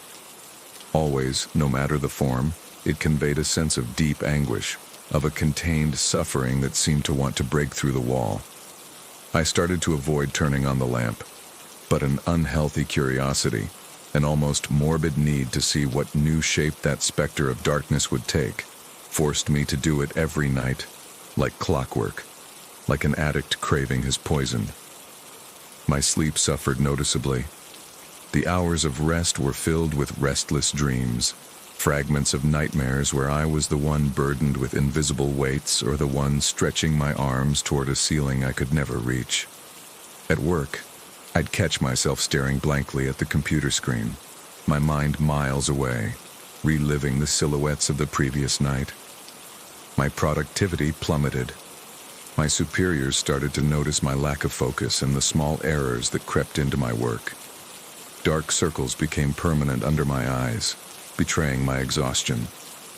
A week after the purchase, the shadow showed something for the first time that chilled me to the bone. That night, the projected figure was unmistakably that of a woman. Her outline was sharper, more defined than her predecessors. She wore what looked like a long dress from a bygone era, and her hands were crossed over her chest in a posture that recalled a coffin. But the most terrifying thing, what left me paralyzed, was her head. It was tilted, and her mouth, a dark and perfect oval, was open in a silent scream that seemed to resonate in the very air of the room. A scream felt in the gut, in the heart, in the soul. I watched her, petrified, for what felt like an eternity. The figure didn't move, but the intensity of her suffering was so palpable that I could feel it physically, like a cold that seeped under my skin and settled in my bones. That was the night I knew, with a visceral certainty, that this wasn't a trick of the light or an illusion. That shadow was real. It was the echo of an agony, a fragment of pain frozen in time, somehow trapped and projected against my bedroom wall. The next day, the lingering fear mixed with a feverish determination. I had to understand what it was. The cellar at the Rastro was my only lead. I returned to the same spot, but the stall had disappeared. I asked the neighboring merchants, describing the old man and the lamp. Some shrugged, others shook their heads. One, a young man who sold old books, told me that the stall only appeared from time to time, that no one really knew the old man, and that it was better not to ask too many questions about the things sold there. His words, far from calming me, fanned the flame of my unease. I felt that I had unknowingly ventured into unknown and dangerous territory. Frustrated and with growing anxiety, I returned home and decided to confront the object directly. I took the lamp from the nightstand and placed it on the dining room table, under the cold kitchen light. I examined it meticulously, inch by inch. I cleaned the dust from the bronze, looking for some inscription, some mark, some symbol that would betray its origin. The metal was cold and inert under my fingers. I found nothing on the outside. The glass shade was smooth, its golden veins forming an abstract pattern. It was when I painstakingly unscrewed the heavy bronze base that I made the first discovery. The inside wasn't empty. There, engraved in a fine, neat, and elegant script, was a name, Armand Valère, and below it, a date, 1887. And just below the date, almost camouflaged, were some small Latin words, Lux in tenebris, lumen animae. A shiver ran down my spine. I didn't need to be a scholar to guess that lux meant light and tenebris, darkness. Anima was soul. I confirmed it online. Light in the darkness, light of the soul. The phrase, in its apparent poetry, filled me with an instinctive revulsion. It sounded like blasphemy, a perversion of something sacred. The search for Armand Valère led me down a dark and twisted path, an obsessive spiral that consumed my days and nights. I found few references in digitized newspaper archives. He was a jeweler of some talent, but with a shadowy reputation, known in very small circles for his deep obsession with the occult and spiritualism. A short, sensationalist article spoke of his private experiments and his firm belief in the possibility of capturing the vital essence of a human soul in an inanimate object. The article mocked him, but a small crime report on the same page related the unsolved disappearances of several people in his district, people no one would miss. The authorities never formally linked him to those disappearances, but a grotesque suspicion began to take shape in my mind, fueled by fear and the shadows in my bedroom. Valère didn't just believe he could capture souls. He was doing it. And the lamp wasn't just a lamp. It was a prison, a trap. That night, turning on the lamp was an act charged with a new, deeper terror. The shadow that appeared was that of a child, small and fragile, hunched on the floor with its head hidden between its knees. The shock left me breathless, with a knot of helpless rage in my throat. It wasn't just adults. Valère had shown no scruples. The idea that that bronze object could contain the trapped echoes of those souls, their last and most terrible moments of agony, sickened me. I could no longer look with that unhealthy curiosity. Those weren't just shadows. They were silent screams begging for help from a prison they couldn't escape. The instinct for survival finally took over. I had to get rid of it. I put it in an old cloth bag and, with trembling hands, took it to a trash bin far from my home. I shoved it to the bottom, convinced I was finished with it. My relief lasted exactly until the next morning. Upon waking, there it was. The lamp. Clean, impassive, perfectly placed on the nightstand, as if it had never moved. A cold sweat soaked my back. It was impossible. I had thrown it miles away. No one could have brought it back, unless it had found its way home itself. Panic took hold of me. I grabbed it and ran out, driving to a bridge over the river. I looked both ways to make sure no one saw me and threw it into the dark, fast-moving waters. I watched it sink with a final glint of bronze. I took a deep breath, convinced this time I was done. But when I opened my bedroom door, there it was again, on the nightstand.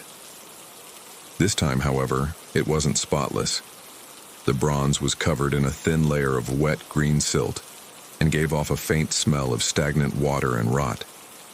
That tangible proof of its impossible journey broke something inside me. It couldn't be destroyed. It couldn't be abandoned. I was tied to it, or it to me, in a way that completely transcended the laws of physics and reason. The obsession returned with redoubled force, now tinged with deep despair. My work and social life disappeared. My world shrank to the confines of my apartment, waiting for nightfall, for the moment to turn on the lamp and see what new trapped soul would appear on my wall.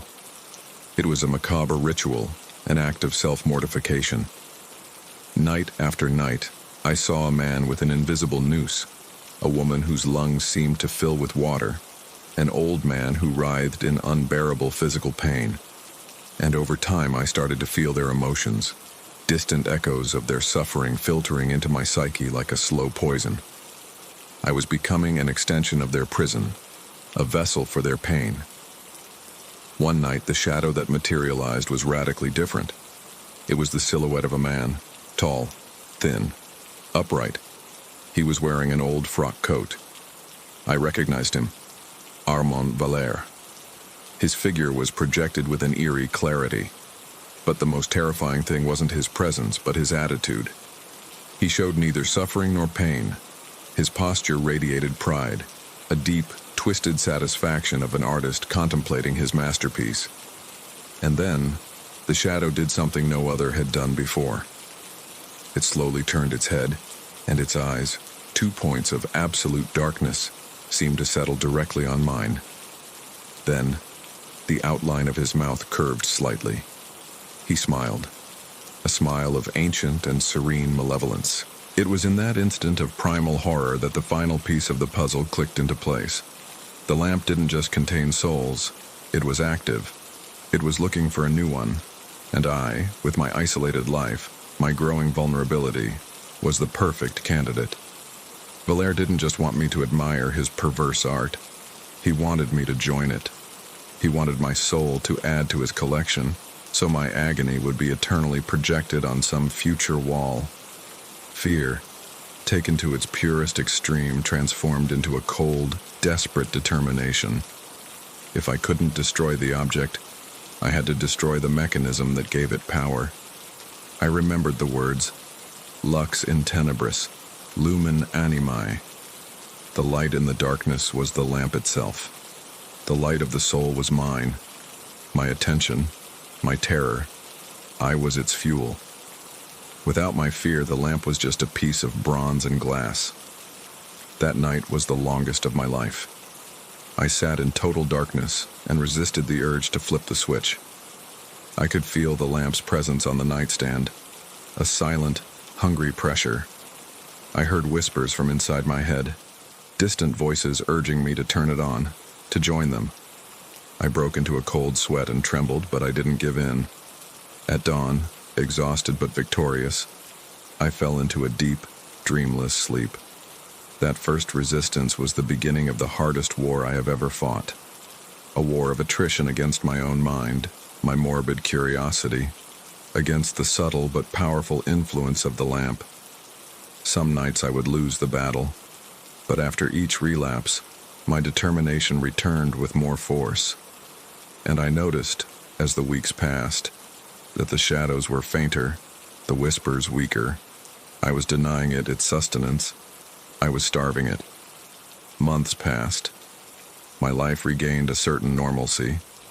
One day, I picked up the lamp to clean it and noticed something different. The bronze base was cold, not the inert cold of metal, but a deep, dead cold. Before, it had always retained a slight warmth. It hadn't projected shadows for weeks. The whispers had ceased completely. I had broken the spell. Today, the lamp is still on my nightstand. I haven't thrown it away again. It's no longer a threat. It's become a silent reminder of the battle I fought and won. It no longer projects shadows. It's just an old, beautiful object, silent. I understood that the true power of a cursed object does not reside in its intrinsic nature, but in the power we give it with our attention. Armand Valère captured souls not with magic, but by exploiting human despair, and then found a way to perpetuate that suffering through an artifact that demanded a witness to feed the cycle with their own terror. I broke the cycle by refusing to be that link. Now, when I look at the lamp, I don't see a receptacle for tormented souls. I see the sad, pathetic work of a man obsessed to the point of madness, and the tangible proof that even the darkest curse can be extinguished when its only true fuel is denied. The light of the soul that Valère so longed to capture was, ironically, the very thing that, when denied to him, extinguished his perverse creation forever.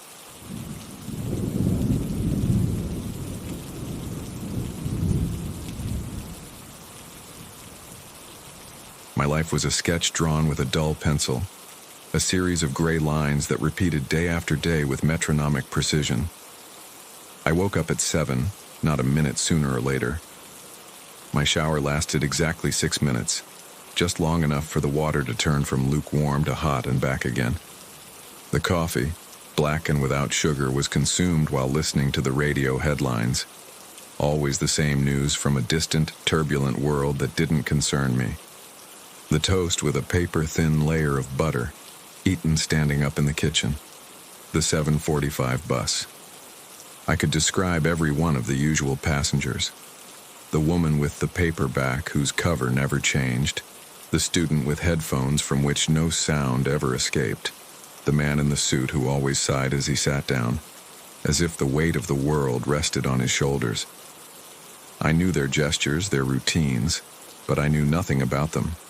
And they, of course, knew nothing about me. We were gray planets orbiting in the same silent solar system. My job at the Land Registry Office was the apotheosis of this predictable existence. I spent 8 hours a day reviewing maps, confirming property lines, digitizing old blueprints. My work consisted of ensuring that the lines separating people on paper corresponded with reality. It was a job of certainties, of right angles and exact measurements. A job with no surprises, no emotions. The weekends were merely an extension of that emptiness. Saturday morning was for grocery shopping, always at the same supermarket, walking the aisles in the same order. The afternoon was for the methodical cleaning of my 2-bedroom apartment. Sunday was the worst day, a vast desert of hours to be filled. Sometimes I would go to the cinema, sitting alone in the dim light, or visit a museum, where I would watch families and couples, feeling like a ghost observing life through an invisible pane of glass. The routine wasn't exciting, but it was a shelter. It was the high, thick wall that protected me from the unpredictable chaos of real life, a chaos I felt unprepared for. The first time I saw him, his presence was so discreet it barely registered in my consciousness. He was at the bus stop across the avenue. A middle-aged man, or so he seemed, wrapped in a gray overcoat that blended in with the asphalt and the leaden sky. He wore gray trousers, and his hair was an indefinite color, like dust collected in a forgotten corner. He stood perfectly still, watching the flow of traffic with absolute passivity. There was nothing about him that drew the eye. He was the personification of the nondescript, an out-of-focus extra in the film of someone else's life. When my bus arrived, the screech of the brakes wiped his image from my mind. I saw him again 3 days later, and it was then that a tiny flag of alarm went up in my brain. He was sitting at a table in the back of the anonymous cafe where I usually had lunch. The same gray clothes, the same impassive, almost inert posture. He was eating a sandwich with mechanical slowness, bringing the bread to his mouth without shifting his gaze from an invisible spot on the wall. A strange sense of familiarity washed over me, an echo without an origin. I mentally scanned the faces of my past, schoolmates, neighbors from previous apartments, colleagues from forgotten jobs. Nothing. His face was a blank canvas, without distinctive features, perfectly forgettable. I ate my lunch, and when I looked up to leave, the chair he had occupied was empty. From then on, the appearances became a disturbing constant. I would see him in the park during my methodical Sunday walk, sitting on a distant bench, hands on his knees. I saw him through my office window standing on the opposite sidewalk, simply waiting, though I never knew for what. One day I saw him inside the subway car passing in the opposite direction, a static, gray figure in a blur of speed. Each sighting was a pang of strangeness, a discordant note in the monotonous symphony of my life. It was like finding the same typo on different pages of a book. The first time is a mistake. The third is a deliberate pattern. One night, trying to distract myself from the growing unease, I pulled out an old shoebox filled with photos from my childhood. They were faded images of birthdays, beach holidays, family gatherings. In one of them, I must have been about 8 years old, posing with a bucket and spade at the water's edge. Behind me, my parents looked on lovingly, and further in the background, among the crowd of beachgoers, almost lost in the grain of the photograph, was a man. He was standing knee-deep in the water, looking not at the camera, but at me. He wore dark trousers and a light shirt, but the lack of color and the distance gave him an unmistakably gray appearance. A cold sweat broke out on my back.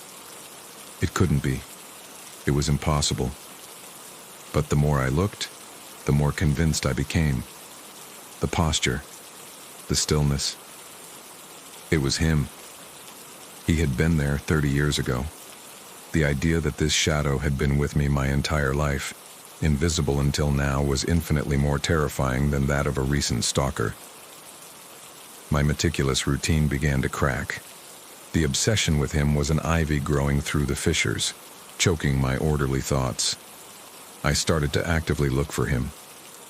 I extended my lunch hour, wandering the streets near the cafe, hoping to see him. I changed my route to work, taking absurd detours that made me late. A part of me wanted not to find him, to break the spell, but another, darker and more powerful part craved the confirmation of his presence. The need to understand this pattern was becoming the new center of my existence. Questions swirled in my mind, displacing thoughts of maps and property lines, of debits and credits. Who was this man? Why did his orbit constantly intersect with mine? I decided to use the tools of my profession to investigate him. If he existed, he had to leave a trail. I spent entire nights at home on my personal computer, trying to find him. I searched public records, electoral rolls, old local news archives. Nothing. He was a digital and bureaucratic ghost. One afternoon at work, I had an idea. I used the office's cartography system to triangulate the locations of my most frequent sightings. The result was an irregular polygon in the heart of the city. For the next week, I dedicated every minute of my free time to patrolling that area, street by street, doorway by doorway. I felt like a detective chasing a shadow, and the irony burned inside me. I was using the tools of my rigid, logical life to hunt something that defied all logic. I obsessed over the blind spots of security cameras, over escape routes that didn't appear on official maps.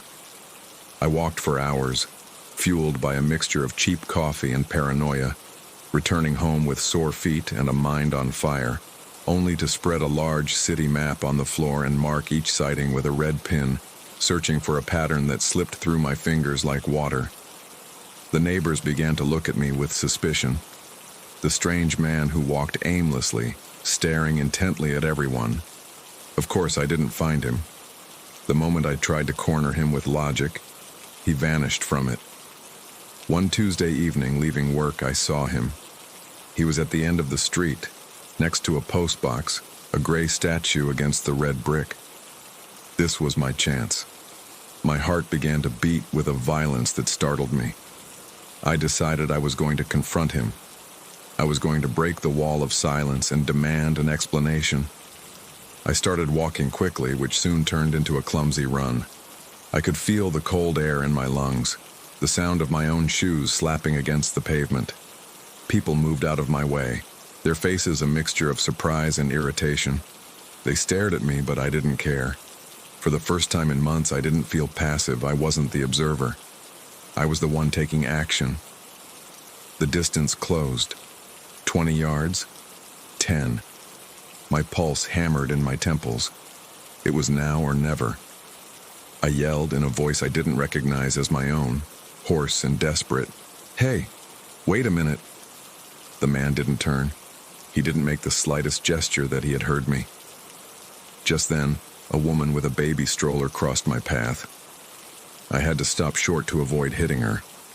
I muttered an apology, a distraction of barely 2 seconds. When I looked back toward the postbox, the man was gone. He had simply vanished. I scanned the street, desperate. There were no nearby doorways he could have entered, no alleyways, nothing.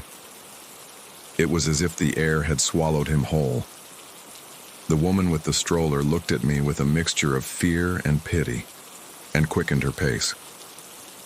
I was left standing there in the middle of the sidewalk, panting, feeling the stares of passers-by piercing me. I felt like a complete and utter fool. The incident left me deeply disturbed. The possibility of coincidence was no longer just dismissed, but ridiculed. This was not normal. The obsession gave way to a cold, sticky fear. Was he a ghost? Was he haunting me? But why? His presence was passive, almost indifferent. There was no threat in him, only a silent, constant observation. He was a shadow clinging to the edges of my life.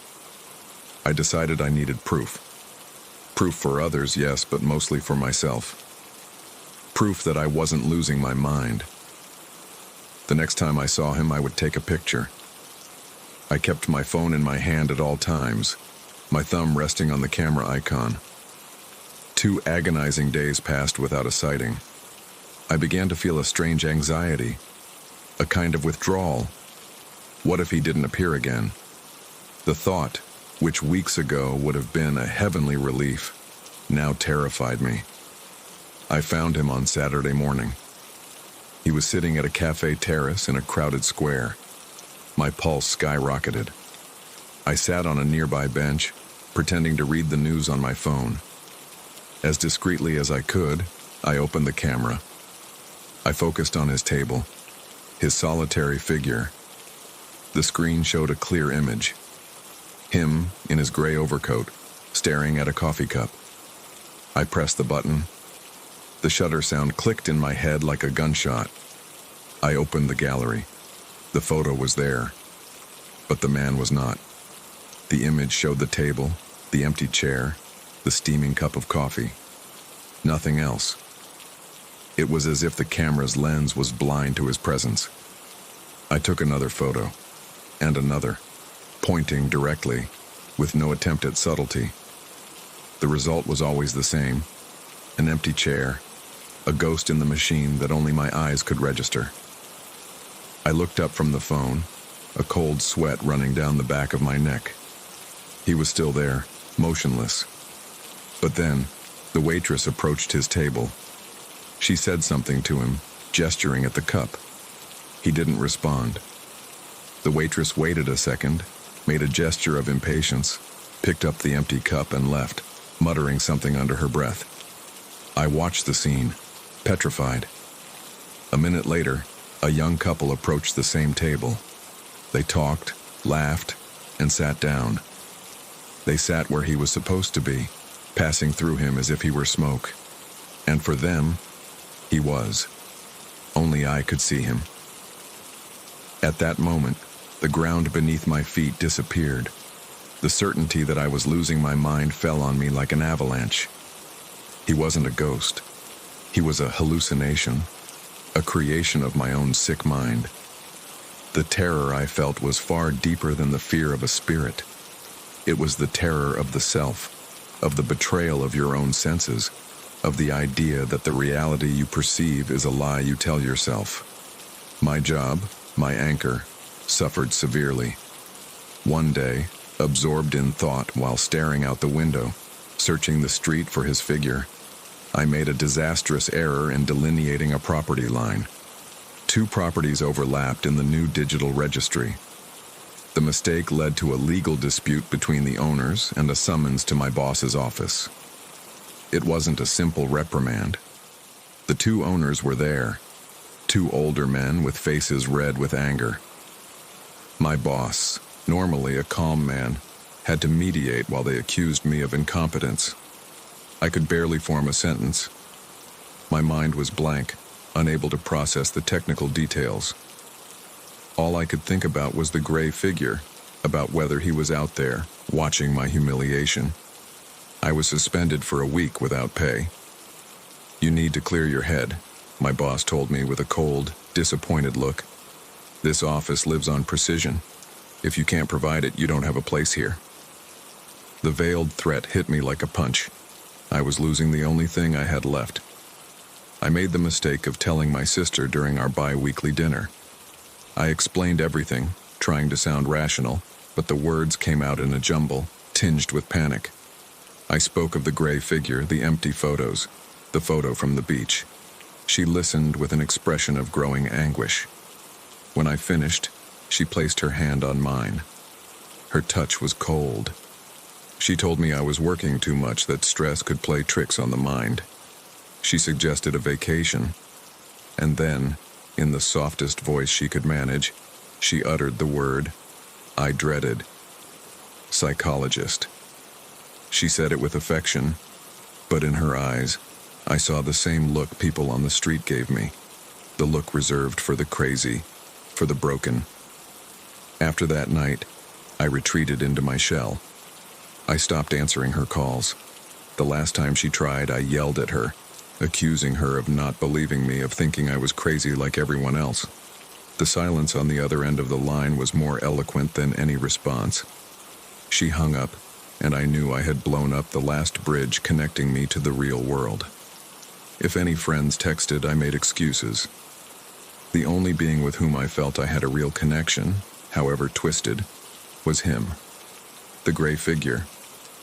The week of my suspension was the final descent into the abyss. I didn't leave the apartment. I unplugged the phone. I spent my days sitting in an armchair by the window that faced the main street, and I waited. I didn't eat. I barely drank water. The hours blurred into a grayish haze of wakefulness and half-sleep. Every shadow on the street was him. Every man in an overcoat was him. The outside world became a parade of his potential manifestations. Sometimes I would leap from the chair, my heart pounding, convinced I had seen him, only to realize it was a plastic bag skittering in the wind or a simple trick of light and shadow. I started talking to myself, whispering questions into the air, debating with myself. My reflection in the dark glass of the window became my only conversational partner, a pale, gaunt specter that stared back with my own panicked eyes. I had lost my job, my family, and now I was losing the last vestiges of my own identity. I was completely alone, adrift in the ocean of my obsession.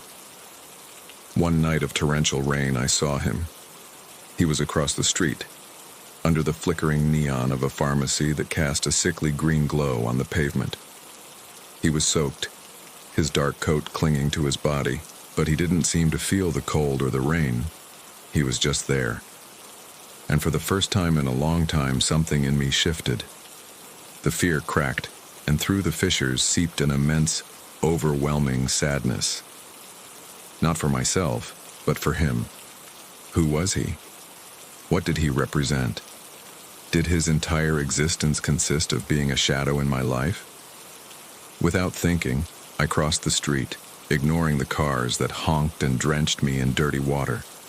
I needed an answer, no longer to prove my sanity to a world that had turned its back on me, but out of a strange, desperate empathy for him, for my own torment. I stood a yard behind his back. The rain streamed down my face, Mixing with tears, I didn't know I was crying. "Who are you?" I asked, my voice trembling, almost inaudible over the storm. He didn't move. He didn't answer. "I've been seeing you my whole life," I insisted, the revelation of the photograph giving my words new weight. "You were at the beach when I was a child. You've always been there. Please, I need to know why. What do you want from me?" Slowly, with a movement that seemed to last an eternity, he began to turn. I held my breath. I was going to see his face. I was going to get an answer. My heart hammered against my ribs like a fist. He turned completely to face me. The green neon light illuminated his features. And then I understood everything. The air escaped my lungs in a hiss. His face wasn't a blank canvas. I recognized it instantly. Not because I had seen it somewhere before, but because it was the face I saw every morning in the mirror. My own eyes, my nose, my mouth. But they were empty, devoid of any emotion, any spark of life. It was me, a version of myself drained of a soul, a gray husk. I stumbled backward, tripping over my own feet, and fell into a sitting position on the cold, wet pavement. He, my other self, my future, looked at me, and for the first time I saw something in his eyes. It was not threat or malice. It was an infinite, desolate pity. Then, without a word, he turned and walked away, his gray figure dissolving into the curtain of rain in the night until he was gone. I remained there, soaked, as the world went on its indifferent way. The cold water seeped through my clothes, but I barely felt it. I watched the cars pass, their headlights cutting through the darkness, each one carrying people with their own lives, their own destinies. A bus splashed through a puddle near me, but I didn't even flinch. I felt completely disconnected from it all, as if I were watching a movie of a life that was no longer mine. I was no longer afraid, nor did I feel crazy. I only felt a terrible calm, the calm of absolute certainty. That figure was not a ghost haunting me nor a hallucination. It was an omen, a mirror reflecting not the present, but the destination. The final consequence of a life lived in shades of gray. Now, I still see him from time to time, in the distance, an anonymous silhouette in a crowd. He doesn't frighten me anymore. His presence is a reminder, a silent warning that my shelter was always a cage. I have realized that the true horror is not madness or the supernatural, but the terrifying possibility of living a life so empty that you begin to become your own ghost long before you die. And every time I see him, I wonder how many steps I have left to take before I finally catch up to him.